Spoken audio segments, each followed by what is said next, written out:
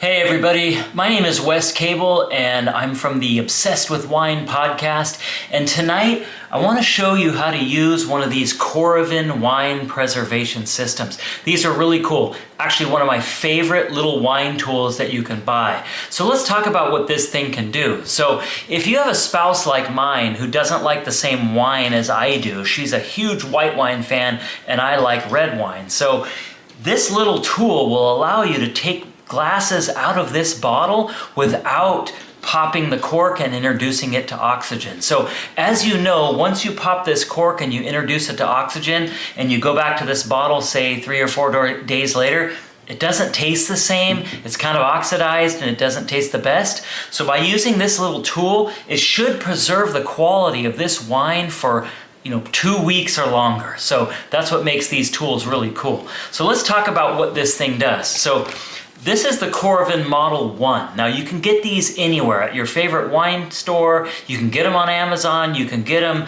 a lot of tasting rooms have them, but this is a Model 1. So a Model 1 is one of the first ones that they came out with, and they've come out with a whole bunch of different ones since then. But from what I've heard from wine professionals at the tasting rooms and wine shops that I go to, is this Model 1 is probably the most durable and the best one that they've ever come out with. So you can still get it. I've looked it up. You can still get a Model 1 on Amazon. So if you want to get one of these, just go to Amazon, look for the Model 1. It looks like this. It's in these colors, and it's really an awesome tool. So this little tool here, it has a couple of components to it. So you can see right here, this long tube. In here is a cartridge of argon gas. So I'm going to show you what that looks like.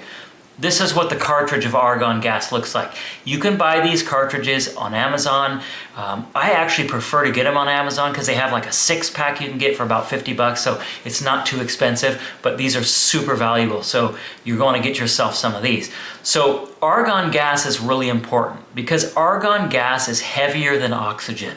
It actually will help this wine from getting oxygen inside the bottle. So at wineries, when they have open top tanks or when they have headspace in their barrels and in their tanks, they use a heavy gas like argon or nitrogen to fill that headspace so oxygen can't actually get in and pierce and get into that wine and deteriorate that wine. So I have one of these and I went ahead and screwed it into my little cylinder here, so this thing is ready to use. Now the other important piece of this is this needle here. And I don't know if you can see that on the video or not, but this is a really long, sharp needle that really makes this thing work. I'm going to show you how to do that. So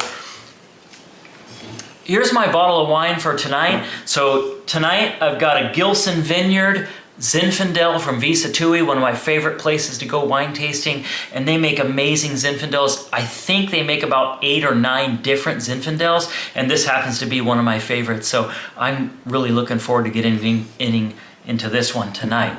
So I'm going to take my Coravin here, and I'm going to squeeze these handles that are on the back, and it's going to open up this little spot here that's going to go around my wine bottle. So you can see here that I'm going to squeeze this, and I'm going to go ahead and clamp it right onto my wine bottle. So it's secured onto my wine bottle right now, okay?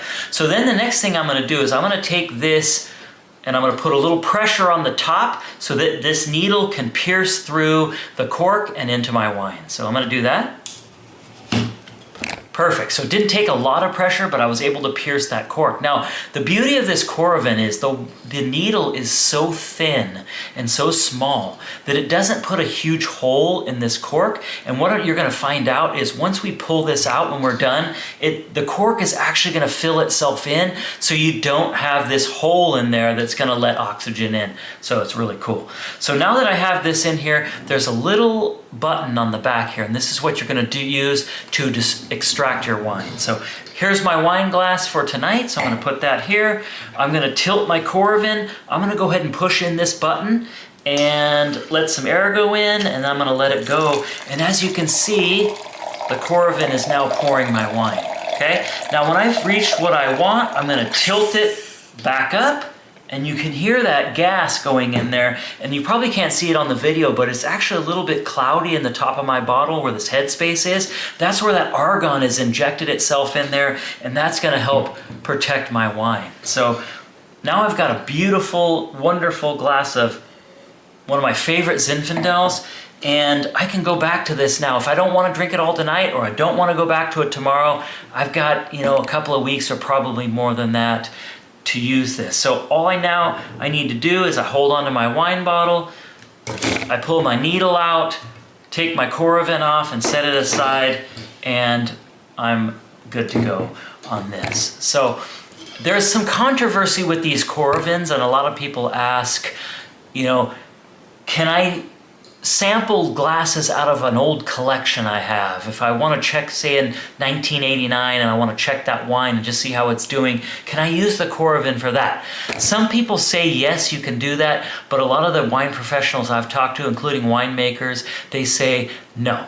It's really not meant for that. It's best for what I was just talking about over a short period of time. So if you've got a big wine collection and you want to take a couple glasses out of some old bottles, I wouldn't do that, because you're probably compromising that wine, because over time it's still gonna deteriorate a little bit. So anyway, if you have any questions, just leave them in comments. I'd be happy to answer them for you. And I want to invite you to listen to episode number 1 of season 2 of my wine podcast, coming April 7th at 6:30 p.m. Pacific Standard Time. Just go to @obsessedwithwine on YouTube and you'll be able to find it. So thank you very much. I really appreciate it, and cheers.